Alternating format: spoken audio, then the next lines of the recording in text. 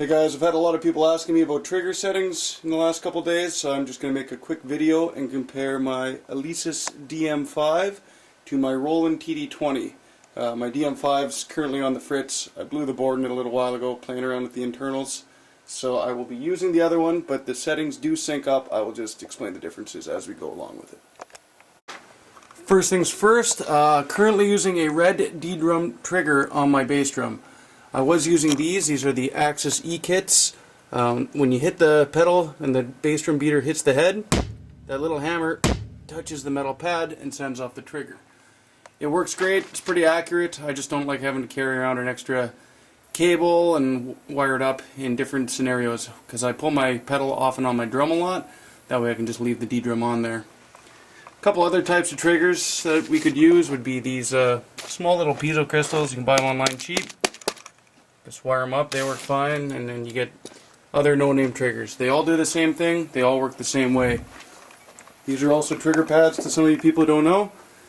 Works the same thing as any of those ones I just showed you. They're just a little more fancy and cost a lot more money. First setting I usually go by is the gain. One thing you're going to want to do before going through any of this is load your drum full of blankets and pillows. If you're triggering, you don't need it to sound the best. I find this will prevent most double triggering. Double triggering would be when you hit your drum and get the sound. You don't want that, it sounds terrible. I use just an Aquarian Super Kick because it already has muffling built into the head. That click pad was a new addition I added on, helps a lot. And like I said, load it full of pillows. Now as we go through with gain, my settings on here are actually called sensitivity. It works the same way. We're going to set that low as if it were on your DM5. When you hit the drum, get a little more dynamics. The only problem is I'm not getting a lot of signal out of here, and it sounds kind of quiet. As we increase that,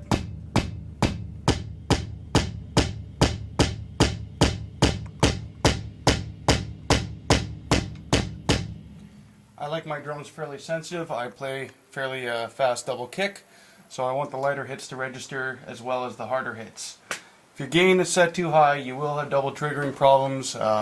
Amps, PAs, hitting your other toms, stuff like that are going to be setting it off too much. So don't overdo it on the gain, but this is the first one you want to dial in. Basically take your softest hits you're going to be playing and set it so those just set off the triggers. Anything less than that should not make a trigger, and your gain will be set around the right level. Crosstalk is a setting that it's kind of, people call it a whole bunch of different things. This is meant for your triggered toms. So basically when I play on my td20, the crosstalk will set it so if I play through a PA and I hit my triggered tom and the PA speaker sends back the signal to another drum, it knows when I've hit it and it won't double trigger my other drums. They're the one you're working on. I don't use this as much in live settings. I've played around with it. I find it doesn't really do anything unless you're using triggered toms. You can try and play with it, but to me it doesn't do much. This is a fun setting. On here it's just called curve. On the DM5 it's called V curve. That's your velocity. Right now I have it on linear, so as I hit harder, the trigger sound will change.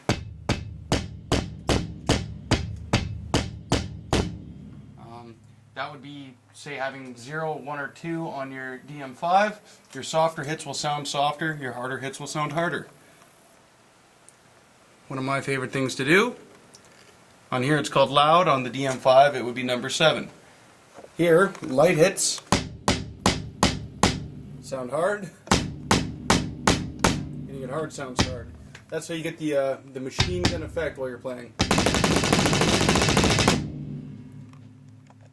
Another important one here would be, it's called scan time. On the DM5 it's called the decay. That is the amount of time between two hits. So the way to set this would be play about the fastest you're going to be playing and then have it so all of those triggers will register. There's no point having it trigger, you know, a whole bunch of hits really fast if you're not going to be playing that fast. It just opens it up for double triggering. At the same time, you don't want to start playing a little faster and have some of your hits don't go through. But that is the time between two hits. On here I have one called threshold. I believe it's called noise on the DM5. That setting is the minimum hit that will register.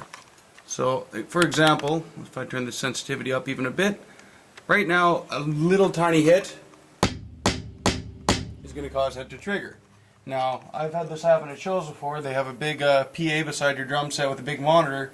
That's going to cause, every time I hit the kick drum, to sample a kick drum and set it off again, and it's awful. First thing I'm going to do is I'm going to turn that up, let's say 10, and you can play with this setting too. Now, it's still too sensitive. Let's move that up to 15.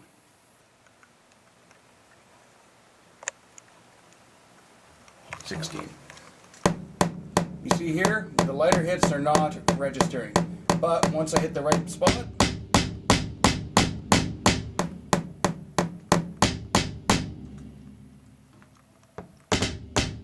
that's still too sensitive. I don't like triggers going off when I don't want them to be. Move that to 20 for now.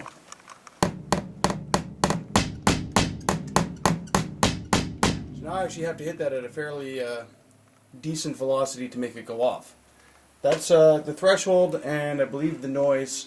That way when I hit a snare, toms, any other noise in the room won't set off my drum. That makes me pretty happy.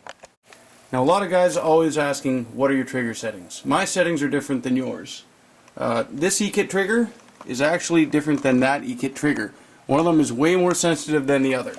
Just part of, you know, the way they're made in the factory. These are 100% different than that, which would be different than that, or these. That's just the way it goes. So to learn these settings, you'll be far better off in the long run. Same thing if you have everything dialed in. I've gone to shows before, and these things have been working better than they ever have, and all of a sudden I'm either double triggering or miss hitting, so you kind of have to be able to adjust it on the fly.